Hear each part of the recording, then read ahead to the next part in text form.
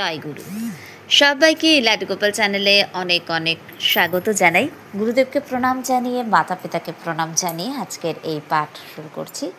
শ্রী শ্রী রাম ঠাকুর লীলাকথা part 75 অবধি upload করা আছে আজকের এই পাঠ, আজকের এই ভিডিও পার্ট 76। আজকের এই বিষয়টা নিয়ে আমাদের অনেকের মধ্যেই কিন্তু একটা দ্বিধা কাজ করে। প্রসাদ নিয়েই আজকের এই পাঠ বা আজকের এই ভিডিও। আপনারা হেডিংয়ে দেখেছেন যে আমরা যারা যে জিনিসটা খাই না, পছন্দ করি না, ভালোবাসি না, ডাক্তারের বারণ, খেলে অসুবিধা হয়, হয় না? এক একটা খাবারে এক একজনের অরুচিত হয়তো একটা বিরক্তি থাকে, এক একটা খাবারে এক একজনের শারীরিক সমস্যা আসে, এক একটা খাবার এক একজনের ডাক্তারের বারণ থাকে যে এই সবজিটা খাবেন না, কি অমুকটা খাবেন না, বা এক একটা জিনিস এক একজন ছেড়ে দিয়ে থাকেন। ধরুন আপনি মাছ খান না, মাংস খান না, তো মাছ বা মাংস, মুরগির মাংস নয়, পাঁঠার মাংস অথবা মাছ, তো এগুলো কিন্তু আমরা দেখি যে দেবী পূজার ক্ষেত্রে, দেবী পূজাতে কিন্তু দেওয়া হয়। মাংস বলতে ওই রকম নয়, মানে বলি দেওয়া হয়, সেই ক্ষেত্রে সেই মাংসটা অনেকে বাড়িতে এনে রান্না করেন। তো কোনটা করা উচিত কোনটা করা উচিত নয় সেদিকে আমি যাচ্ছি না, কিন্তু বিষয়টা হচ্ছে অনেকে মাছ খান না, কিন্তু অনেক দেবী মন্দির আছে যেখানে মাছ দেওয়া হচ্ছে, প্রসাদে থাকছে। তো এবার কোনটা দেবী পূজাতে দেবীকে নিবেদন করা হচ্ছে, কোনটা বা যে তার যে যোগিনীরা যারা রয়েছেন তাদেরকে নিবেদন করা হচ্ছে, সেই বিষয়গুলোতেও আমি যাচ্ছি না।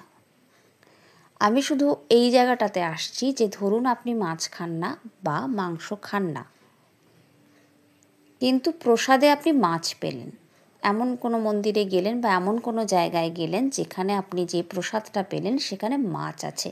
এবার আপনি কি করবেন? বা আপনি হয়তো আজকে মাছ খান না, গ্রহণ করেন না, আজকে অমাবস্যা কি একাদশী কি অমুক কি পূর্ণিমা কি কোনো ভালো দিন পড়েছে, কিন্তু আপনার কাছে যে প্রসাদটা এসেছে সেখানে এমন কিছু একটা রয়েছে যেটা আপনি ওই দিনকে খান না, বা ওই তিথিতে আপনি হয়তো মাছ খান না, কিন্তু প্রসাদ হিসাবে আপনার কাছে যেটা এসেছে তার মধ্যে মাছ আছে। তাহলে আপনি কি করবেন?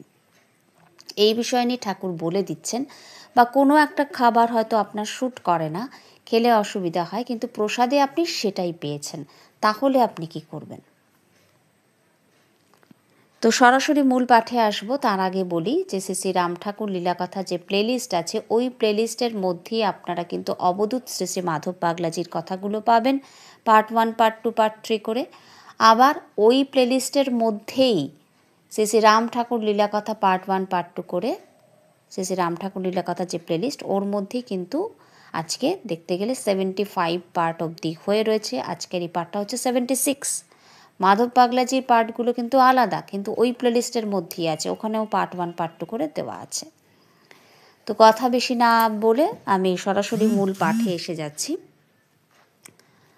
তো শ্রী ঠাকুর বলছেন যে কলকাতায়, মানে ঠাকুরের কথা যেটা আমরা এখানে পাচ্ছি, যে কলকাতায় ঠাকুরের উপস্থিতিতে ভক্তপ্রবর ডাক্তার JM দাশগুপ্তের আঙিনায় সত্যনারায়ণের সেবার আয়োজন হয়েছে। কথা সাহিত্যিক শরৎচন্দ্র চট্টোপাধ্যায়ও এতে যোগ দিয়েছেন। তিনি তখন খুবই পেটের অসুখে ভুগছেন,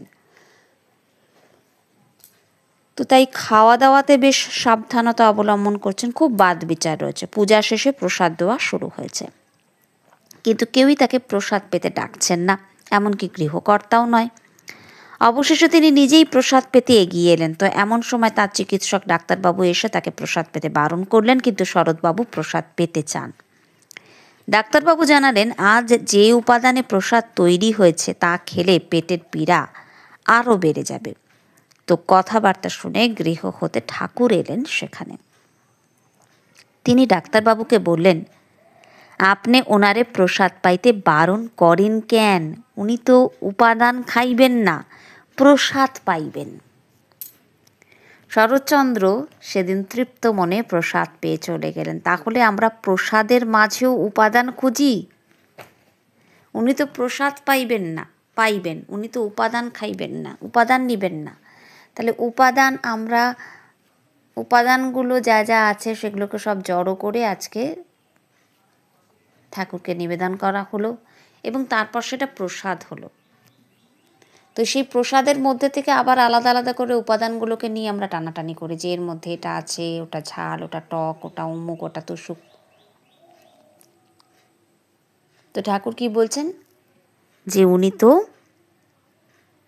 উপাদান খাইবেন না, প্রসাদ পাইবেন। তাহলে যে উপাদান দিয়ে যে জিনিস দিয়ে সেদিনকে প্রসাদটা তৈরি হয়েছিল ওটা ওনার পেটের জন্য ঠিক ছিল না বলে ডাক্তারবাবু বারণ করছিলেন। কিন্তু ওটা তো প্রসাদ, ওটা তো ওই জিনিসই নয়। প্রসাদ হয়ে যাওয়ার পর তার একটাই নাম থাকে, সেটা প্রসাদ। সেটা আর তখন আলাদা করে অমুক তুসুক এই ওই সেই এটা থাকে না। এরপর দ্বিতীয় যে ঘটনা, ঠাকুর বলছেন দ্বিধা করেন কেন, যান প্রসাদ পান গিয়া। কুমিল্লা হতে ভক্তপ্রবর মনমোহন ভট্টাচার্য মহাশয় আরও কয়েকজন ভক্তসহ চৌমোহনী গেলেন ঠাকুর দর্শনে। মনমোহন বাবুর তখন পিতৃদশা, তাই তিনি অশৌচ পালন করছেন, নিরামিষ খাচ্ছেন। তারা দুপুরে চৌমোহনী গিয়ে ঠাকুর প্রণাম করলে ঠাকুর যথারীতি বলছেন যান বাসায় গিয়ে প্রসাদ পান। আদিষ্ট হয়ে তাঁরা সকলে গেলেন কোথায় না ভক্তপ্রবর উপেন্দ্র সাহার বাড়িতে। সেখানে দুপুরে মাছ ভাত রান্না হয়েছে।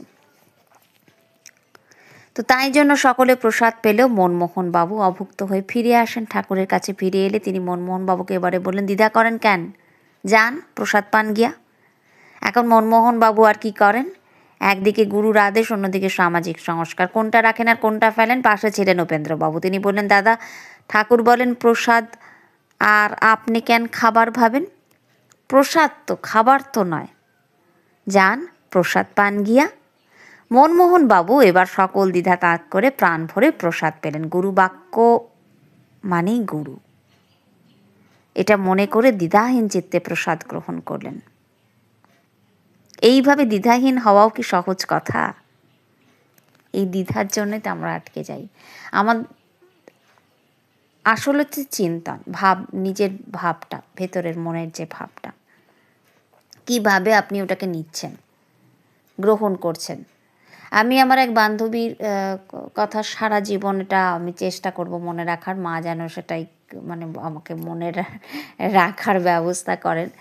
তো ওর কাছে আমি খালি শুনতাম, ও একটা কথা বলতো যে যখনই শরীর খারাপ হতো ও কোনো না কোনো দেব মন্দিরে গিয়ে প্রসাদ গ্রহণ করতো, কোনো না কোনো আশ্রম হোক, মঠ হোক, মন্দির হোক। তো ওই প্রসাদ, একদিন প্রসাদ গ্রহণ করলে প্রসাদের উপর ওর মানে খুব শ্রদ্ধা ভক্তি ছিল। আর ওই প্রসাদ গ্রহণ করার পর ও কিন্তু সুস্থ হয়ে যেত। কোনো কারণে যদি ওর মানে একটা হয়তো মানসিক একটা টানাপোড়েন চলছে কি শারীরিক একটা কোনো কষ্ট যাচ্ছে, তো তখন ও কী করতো, কোথাও গিয়ে প্রসাদ গ্রহণ করতো। আর প্রসাদ গ্রহণ করলে পরেই ওর ওই ক্লান্তি হোক, শরীর খারাপ হোক, মানসিক দিকের একটা যে সেটা কেটে যেত। এটাও আমাকেও বলেছিল। তো এরকমভাবে যদি কেউ প্রসাদ গ্রহণ করতে পারে, প্রসাদ হিসেবে, খাবার হিসেবে নয়, প্রসাদকে প্রসাদের মতন করেই দেখা বা ভাবা, সেই চিন্তনটা যদি থাকে তাহলে ওটা মাছ না ওটা মাংস না নাকি ওটা নিরামিষ কোনো কিছু, তো এই ভাবনা চিন্তাগুলো প্রসাদের ক্ষেত্রে শ্রী শ্রী ঠাকুর, আমি কিন্তু বলছি না, আপনারা আবার হয়তো অনেকে কমেন্টে লিখবেন দিদি আপনি এটা বলেছেন যে তাহলে আমরা খাবো যারা মাছ খাই না, মাংস খাই না, আমাদের যদি মাছ মাংস খেতে দেওয়া হয় প্রসাদ হিসাবে, তা আমরা সেটা খেয়ে নেব। সে বিষয়ে আমি কিছু বলছি না, আমি এখানে শুধু ঠাকুরের কথা পাঠ করছি। তো আপনারা যদি সেইভাবে ভাবতে পারেন যে এটা প্রসাদ, এটা তিনি গ্রহণ করেছেন, তাঁর প্রসাদ এটা, তাহলে সেখানে এগুলো আসে না। হ্যাঁ, অনেক সময় কি হয়, যারা মাছ খান না তাদের ওই মাছের গন্ধটাতে একটা কষ্ট হতে পারে, কিন্তু এখানেও আরেকটা বিষয় আছে, যদি কেউ ভেতর থেকে অন্তর থেকে একদম যে এতে প্রভুর স্পর্শ রয়েছে, এতে প্রভুর ছোঁয়া রয়েছে, এটা স্বয়ং তিনি গ্রহণ করেছেন, কৃপা করে গ্রহণ করেছেন, এতে তাঁর কৃপা রয়েছে। এই ভাব যদি কারোর ভেতরে সেই রকমভাবে আসে, তাহলে কিন্তু তার কাছে ওই আঁশটে গন্ধ, মাছের গন্ধ, মাংসর গন্ধ এসব কিন্তু লাগবে না, যদি কেউ সেইভাবে ভাবে। কেননা ওই যে সব কিছুর মধ্যেই তিনি, তখন ওর মধ্যেও সে কিন্তু তাঁর ছোঁয়া, তাঁর স্পর্শ, তাঁকেই উপলব্ধি করবেন। কেননা অন্ন বা খাবার যেটা দিয়ে আমাদের এই অন্নময় কোষ পরিপুষ্ট হয়, সেটাও তো মা অন্নপূর্ণা স্তুতিতে আমরা পাবো যে মাই কিন্তু এই রূপে আমাদের পুষ্ট করছে। দুর্গা চালিসা যদি আমরা পাই, তাহলে দেখবেন আপনারা দুর্গা চালিসার মধ্যেও রয়েছে যে অন্ন দিচ্ছে কে? মাই এই রূপে রয়েছে আমাদের কাছে, অন্নের মধ্যেও কিন্তু তিনিই রয়েছেন। আপনারা যারা নবপত্রিকা বাঁধা হয় যখন মা দুর্গার পুজোর আগে, যেটাকে আমরা অনেকে কলাবউ বলি, তো ওটাই মা দুর্গা, কলাবউ তো নয়। মানে আমরা ছোটদেরকে গল্প করার মতন করে অনেকে বলি যে হ্যাঁ এটা গণেশের বউ, কিন্তু ওটা তো তা নয়, ওটাই নবপত্রিকা হচ্ছে মা দুর্গা। তো নবপত্রিকাকে যখন বাঁধা হয় তখন ওই যে 9টা যে গাছ থাকে, প্রত্যেকটাকে বাঁধার সময় প্রতিটা ওই যে বাঁধা হচ্ছে, প্রত্যেকটাকে আলাদা আলাদা করে মানে শুদ্ধ করা হচ্ছে, নিয়ে হলুদ থাকে, কচু থাকে, ঠিক আছে, কলা গাছ তো কলা তো থাকেই, আরও অনেক কিছু রয়েছে, অনেকগুলো রয়েছে। তো প্রত্যেকটার একটা আলাদা আলাদা করে মন্ত্র আছে, ধান্যাধিষ্ঠাত্রী, কাচ্চাধিষ্ঠাত্রী, এরকম করে হরিদ্রাধিষ্ঠাত্রী, হরিদ্রার মধ্যে অবস্থিত এই মায়ের এই যে রূপ, তাকে প্রণাম। তো কচুর মধ্যে অবস্থিত মায়ের এই রূপকে যে প্রণাম জানানো হচ্ছে তাকে, এইভাবে আর কি। তা প্রত্যেকটার মধ্যে যে তিনি রয়েছেন, তো আমরা ওই উপাদানগুলোকে বা আমরা প্রসাদকে কিন্তু বেশিরভাগ মানুষই খাবার প্রসাদ বলি, তার প্রতি একটা শ্রদ্ধা আমাদের আছে, সবই আছে, কিন্তু সেইভাবে আমরা ভাবতে পারি না। আমরা তখনও কিন্তু উপাদানগুলোকে নিয়েই বেশি ভাবি। আমি এটা আমার মানে আজকে তো পাঠ করছি ঠিক আছে, কিন্তু পতিদেবের কাছে এরকম আমি অনেকবারই শুনেছি যে উনি, মানে আমরা অনেক সময় হয় না প্রসাদ দেওয়া হয়েছে, আমরা সেটাকে নিয়ে খুব বাদ বিচার করি, ভালো না, খেতে ভালো লাগছে না। তো যদি আমরা নিই, এক হয় যে না ঠিক আছে, তোমার দেখে শ্রদ্ধা লাগলো না, ইচ্ছে হচ্ছে না, মন থেকে চাইছে না, তুমি নিও না। এটা আমাদের শ্রী গুরুদেবও বলতেন যে প্রসাদ ইচ্ছে হচ্ছে না, ঠিক আছে, তোমার খেতে ইচ্ছে করছে না, বা এমন কেউ হয়তো দিয়েছে, নানান রকম কিছু হয়, নানা জিনিসের সঙ্গে অনেকে অনেক রকম অনেক কিছু ভাবনা চিন্তা করে, অনেকে অনেক কিছুই হয় আজকালকার দিনে। আমি সেই জায়গায় যাচ্ছি না। যেটার প্রতি তোমার শ্রদ্ধা আসছে না ভেতর থেকে, তো তুমি নিও না, রাম রাম, ঠিক আছে।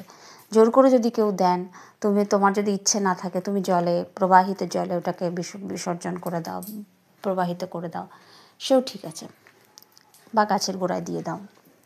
কিন্তু যখন তুমি ওটাকে খাচ্ছ বা নিচ্ছ, প্রসাদ খাওয়াও অনেকে বলতে বারণ করে, প্রসাদ নেওয়া বা পাওয়া এটাই বলা হয় বলতে।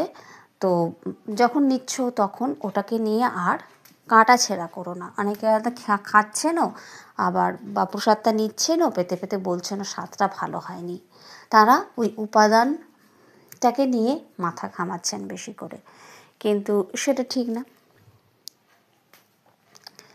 তো এবারে ঠাকুর আরেকটা, যেটা আমি আমার পতিদেবের কাছেও বারবার শুনেছি, যে উনি ওনার যে এটাকে নিয়ে এরকমভাবে বলাটা ঠিক না যে এটা খেতে ভালো না, ওটা খেতে ভালো না, এক হয় খেও না, আর দুই যদি খাও তাহলে প্রসাদ মনে করে সেই রকমভাবেই প্রেমপূর্বক খাও, নাও আর কি। নেক্সট আরেকটা হচ্ছে যে এবার আপনারা বুঝতে পারবেন যে ওই যে একটা হচ্ছে তিনি আমিষ তখন খাচ্ছেন না, কিন্তু ঠাকুর তো বলছেন যে দ্বিধা করেন কেন, যান প্রসাদ পান গিয়া, মাছ নিতে বলছেন, মাছ ভাত তখন গ্রহণ করতে বলছেন। কেননা প্রসাদ, আমরা একটা কথা আমাদের খুব প্রচলিত আছে, যারা অমাবস্যা বা পূর্ণিমাতে মাছ মাংস যারা ভাত খান না বা অন্ন খান না, অনেক সময় বাড়িতে ঠাকুমা দিদিমারা বলতো যে প্রসাদ হলে দোষ নেই, খাওয়া যায়, নেওয়া যায় আর কি। তো অনেক সময় অনেকে যারা পারেন না তারা ওই দিনটা দেব মন্দিরে গিয়ে প্রসাদ নেন বা দেব মন্দির থেকে প্রসাদ আনিয়ে নেন, তাহলে তারা অন্নটা নিতে পারেন। এই আর অনেক সময় কি করেন অনেকে, দেব মন্দির থেকে চাল বা ওই জাতীয় কিছু কিছু আনিয়ে রাখেন, সেটা দিয়ে বাড়িতে বানিয়ে নেন, এরকমও অনেকে করেন। কোনটা ঠিক কোনটা বেঠিক সে কথা আমি যাচ্ছি না, কিন্তু সেই জায়গায় গিয়ে যদি আমরা ভাবতে পারি যে হ্যাঁ এটা প্রসাদ, এটাকে আলাদা করে আমি, এটা একটা তৈরি প্রসাদ, এটার আর উপাদানগুলোকে নিয়ে আমরা কাটাছেঁড়া করব না। শ্রী ঠাকুর আবার কি বলছেন, ঠাকুর যাচ্ছেন ঢাকায় বিক্রমপুরে, সাথে আছেন অনেক ভক্ত।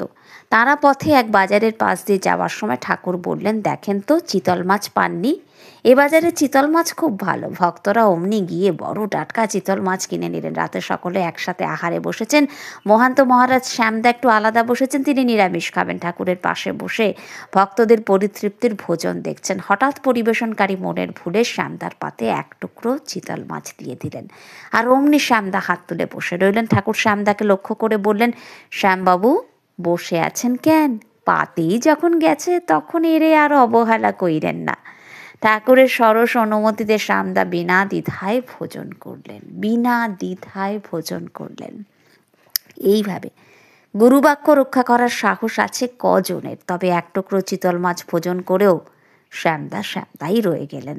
তার ভাবভক্তি তো এতটুকুও বিচলিত হয় নাই। আমাদের মাঝে অনেকেই আছেন মাছ মাংস হয়তো ছেড়েছেন, কিন্তু অকাম কুকাম, ঠকবাজি, চালবাজি, ধান্দাবাজি, লোভ, লালসা, কর্তৃত্ব, অভিমান কিছুই তো ছাড়তে পারেননি।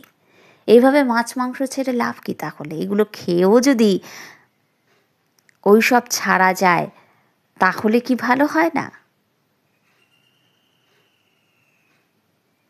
তো শ্রী ঠাকুর যার জন্য বলতেন, মানে ঠাকুরের কথাতে আমরা পাবো যে মাছই আপনাকে ছেড়ে যাবে, জোর করে কাউকে তাড়াবেন না, জোর করে ছাড়ানো যায় না। আসক্তি যে ত্যাগ করা, মাছ মাংস ছাড়ার কথা কাউকেও কিন্তু এনারা আসলে বলছেন এখানে যে মাছ বা মাংস খাবার অবাধ ছাড়পত্র দেননি এনারা, বা ত্যাগ করতেও জোর করে বলেননি, আসক্তি ত্যাগের কথা বলছেন। দেবালয়ে, মন্দিরে, আশ্রমে বাস করে সবসময় প্রসাদ খেয়েও কি কামনা, বাসনা, লালসার ঊর্ধ্বে উঠতে পারি আমরা? পারি না তো। তো এখানে সেজন্য এই কথা বলছেন যে প্রসাদের উপাদানের দিকে ওইভাবে খেয়াল না রাখতে। আরেকটা ছোট ঘটনা যেটা আমার মনে পড়ল সেটা বলি। আমি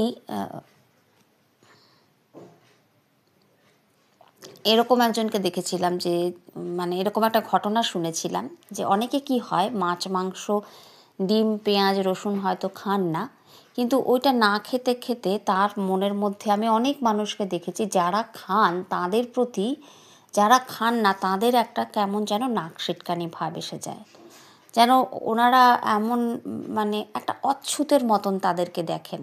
আমি নিজে কিন্তু ব্যক্তিগতভাবে অনেক বছর হয়ে গেল যে ভালো লাগে না, আমি খেতে পারি না, খাই না, কিন্তু কোনো নাক সিটকানো ব্যাপারটা থাকাটা ঠিক না। আমি খাচ্ছি না ঠিক আছে, কিন্তু হতেই পারে যার ভালো লাগছে সে খাচ্ছে।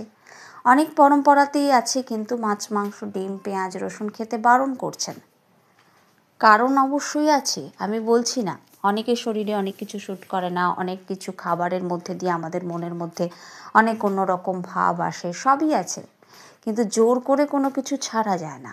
যেটা ছাড়বার সেটা ছেড়ে যায়, সেটার প্রতি একটা অরুচি আসে, সেটার প্রতি একটা অনীহা আসে, ঠিক আছে? বা কারুর দেখা দেখি কোনো কিছু ছাড়াটাও ঠিক না। যে কথাই বলছিলাম যে অনেক সময় ওই যারা খান না, যারা খান তাদের প্রতি একটা একটা যেন আমি না খাচ্ছি না মানে আমি একটা বিশাল কোনো কাজ করে ফেলেছি, এরকম একটা ভাব আমি অনেকের মধ্যে দেখেছি, সবার মধ্যে বলছি না। এবং যারা খান না তাদের প্রতি একটা কেমন যেন একটা মানে তারা পাশে বসলেও যেন ওনারা একটা অস্বস্তি বোধ করেন, ভাবেন যে গা থেকে বোধহয় মাছ মাংসের গন্ধ বেরোচ্ছে, তাদের ছুলেও বোধহয় কিছু একটা হয়ে যাবে, এরকম আর কি বলতে চাইছি। তো একজন গুরুদেবের কথা আমি শুনেছি আমার পরিচিত একজনের কাছ থেকে। তো এরকমই তার এক শিষ্যের এরকম একটা অহংকার হয়েছিল মাছ মাংস না খাওয়ার জন্য। তো উনি তাদেরকে একদিনকে এই রোলই হবে, তো বলছেন না এটা খেতে হবে, ওই অহংকারটাকে ভাঙার জন্য। তো যখন সে খাচ্ছে তখন মানে দেখছে যে ওই যে বললাম উপাদান হিসাবে নয়, প্রসাদ, ওই রোল নিবেদন করেছেন উনি ঈশ্বরকে।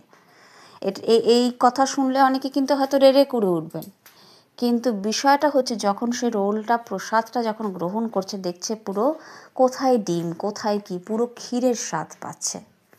কিন্তু যখন নিবেদন করছেন তখন কিন্তু ওটা রোলই ছিল, তখন ওটা অন্য কিছু ছিল না কিন্তু। তো ওই যে বললাম, কিন্তু যখন প্রসাদ হিসাবে ওটাকে গ্রহণ করছেন তখন কিন্তু কোথাওই ওই ডিমের স্বাদ পাচ্ছেন না, পাচ্ছেন পুরো একটা ক্ষীরের যে একটা মিষ্ট।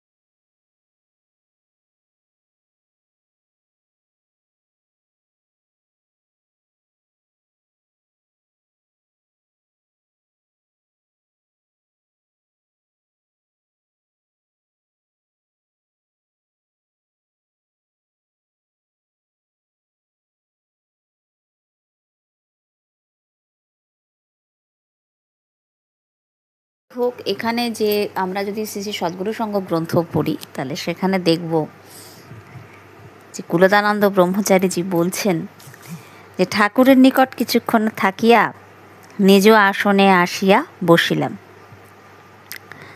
তো নিজে আসনে এসে তিনি বলছেন যে বসে, তারপরে শ্রীধরকে বলছে যে শ্রীধর আমাকে বলিলেন যে ভাই ব্রহ্মচারী তুমি তো মাতাজির সঙ্গে ভদ্রভাবে ঝগড়া করেছো, আমি ভাই চাষাভুষা মানুষ, রাগ হলে অত সভ্য ভদ্র ভাষা মুখে আসে না, এবার বারোদির ব্রহ্মচারীকে চাঁচা ছোলা যা তা বলে গালাগালি করে এসেছি। তো কুলদানন্দ ব্রহ্মচারীজি বলছেন যে কেন, কী জন্য, কী হয়েছিল? তো শ্রীধর বলিলেন আরে ভাই এবার কি কুক্ষণেই তার নিকটে গিয়েছিলাম, সেখানে সারাদিন আমি পাড়ায় পাড়ায় ঘুরে বেড়াতাম, তো বিকেলে ব্রহ্মচারী নিকটে গিয়া বসিতাম, তিনি আমাকে খুব আদর করিতেন। একদিন বাড়ি ভরা লোক, আর তিনি আমাকে বলেন আরে তুই এতকাল গোসাইয়ের কাছে থেকে কি লাভ করেছিস, যে নিজে অন্ধ সে কি করে অন্যকে পথ দেখাবে, অন্ধগুরুর সঙ্গ ছেড়ে দে, আর 6 মাস তুই আমার নিকটে থাক, আমি তোকে ব্রহ্মজ্ঞানও দেবো আর ঊর্ধ্বরেতা করে দেবো, আমি তোকে ব্রহ্মজ্ঞান দেবো আর ঊর্ধ্বরেতা করে দেবো। তো আগেই আমার মাথাটা সেদিন কেমন একটু গরম ছিল, শ্রীধর বলছে। তার উপরে ব্রহ্মচারীর কথা শুনে গায়ে যেন আগুন লেগে গেল, আমি সপ্তমে চড়ে গেলাম আর ঠিক থাকতে পারলাম না, চিৎকার করে এক লাফে দরজার সামনে গিয়ে পড়লাম, চিৎকারের ওপরে চিৎকার করে বলতে লাগলাম। এবার তিনি একটুখানি একটা দুটো অন্যরকম শব্দ ব্যবহার করে বলছেন যে তুমি মহাপুরুষ, তুমি না মহাপুরুষ, তুমি আমার গুরুকে অন্ধ বলছো, তিনি কিছু করতে পারেন না, তুমি আমাকে ব্রহ্মজ্ঞান দেবে, ঊর্ধ্বরতা করে দেবে, এই দেখো তোমার মতো কত ব্রহ্মচারী, এরকমভাবে তিনি তাকে বলছেন যে এরূপ যা তা বলতে বলতে বহির্বাস লিঙ্কটি সব খুলে ব্রহ্মচারীর গায়ে ছুঁড়ে মারলাম। তো ব্রহ্মচারী তৎক্ষণাৎ আসন থেকে উঠে 2 হাতে আমাকে একেবারে বুকে জড়িয়ে ধরলেন আর বলতে লাগলেন ঠিক বলেছিস, ঠিক বলেছিস, তোর অবস্থা দেখে আজ আমি বড় আনন্দ পেলাম, ঠান্ডা হট। এই সময় একটা কুকুর ব্রহ্মচারী দরজার কাছে বমি করছিল, তো ব্রহ্মচারী আমাকে বলেন আচ্ছা তোর না ব্রহ্মজ্ঞান হয়েছে, ওইগুলো খা দেখি। আমি অমনি বমিগুলো খেতে লাগলাম। তখন ব্রহ্মচারী আমাকে আদর করে আসনের নিকটে বসিয়ে ভজলে রামকে দিয়ে খাবার আনালেন। তো ভজলে রাম অনেক উৎকৃষ্ট খাবার নিয়ে এলো। তো ব্রহ্মচারী বললেন যে আয় তুইও খা আমিও খাই, আজ আমি তোর সঙ্গে খাবো, তোরই যথার্থই ব্রহ্মজ্ঞান হয়েছে, গুরুনিষ্ঠা জন্মালে আর কি কিছু বাকি থাকে। তো আমি জিজ্ঞাসা করলাম ভাই তোমার কুকুরের বমি খাওয়ার কথা তো এখন সকলের কাছে শুনতে পাই, আচ্ছা বমিগুলো তুমি কি করে খেলে? শ্রীধর বলি না, আরে রাম, বমি কি কেউ খেতে পারে? আমি দেখলাম চমৎকার ক্ষীর মাখা চিড়ে, খাওয়ার সময়ও ঠিক সেই রকমের স্বাদ পেলাম। তো এসব কি গোসাইয়ের কৃপা ভিন্ন কখনো হয়? শ্রীধরের মুখে এইসব কথা শুনিয়া অবাক হইয়া রহিলাম। ধন্য গুরুদেব, সর্বত্র তোমার পদাশ্রিতগণের জয় জয়কার হোক। তো এখানেও কিন্তু তাই, উপাদান দেখছেন না ওর মধ্যে, তিনি তাকে সব কিছুর মধ্যে সেই পরম পিতা রয়েছে, সব কিছুর মধ্যে সেই মা রয়েছে, সব কিছুর মধ্যে তাকে দেখা। কুকুরের বমি হিসাবে তো দেখছে না, দৃষ্টিটা, দেখার দৃষ্টির ওপরে তো অনেক কিছু নির্ভর করে, এবং দৃষ্টিটা কখন বদলাবে? যখন আপনার মনের ভাব বিচার এগুলো যখন বদলাবে, শুদ্ধতা যখন আসবে তখন। তো আরেকটা কথা এখানে আমাদের মনে রাখা খুব প্রয়োজন, যেটা হচ্ছে শ্রী ঠাকুর কিন্তু বলছেন কাদের ক্ষেত্রে অসুবিধা হবে? যারা হয়তো 20 বছর মাছ খাচ্ছেন না, হঠাৎ করে প্রসাদে মাছ পেলেন, খেলেন, কিন্তু মাছ মনে করে খেলেন, মাছ খাচ্ছি, তাহলে কিন্তু সেই মাছের আঁশটে গন্ধ লাগবে, শরীরে গিয়ে অসুবিধাও হতেও পারে। কেননা এই ক্ষেত্রে মাথার মধ্যে বা মনের মধ্যে বারবার ঘুরছে উপাদানের কথা। আরেকটা কি, আমাদের আরেকটা জিনিস হয়, আমাদের অ্যাকশানের থেকে বেশি রিয়াকশান হয়। মাছ তো একবার খেয়ে নিলাম, তারপর 7 দিন বা 10 দিন ধরে ভাবতে লাগলাম যে মাছ খেয়েছি, কিছু হবে না তো, শরীরটা খারাপ হবে না তো, বা অপরাধ হয়ে গেল না তো, যদিও প্রসাদে ছিল কিন্তু তবুও মাছ তো এত বছর বাদে খেলাম, ওই ভাবতে ভাবতে কিন্তু আমরা অনেক কিছুকে আকর্ষণ করে ফেলি। যেটা না আমার ওই কাজের জন্য হবে, সেটা আমার এই ভাবনার জন্য, মানে ওই অ্যাকশানের থেকে বেশি রিয়াকশান আমাদের হয়। 7 দিন 8 দিন 10 দিন ধরে আমরা ওটা নিয়ে ভাবতে থাকি। তারপরে একটা সামান্য কিছু হলো, তখন মনে হয় ওই তো ওটার জন্য এটা হয়েছে, আবার ওটাকে নিয়ে ভাবতে থাকি।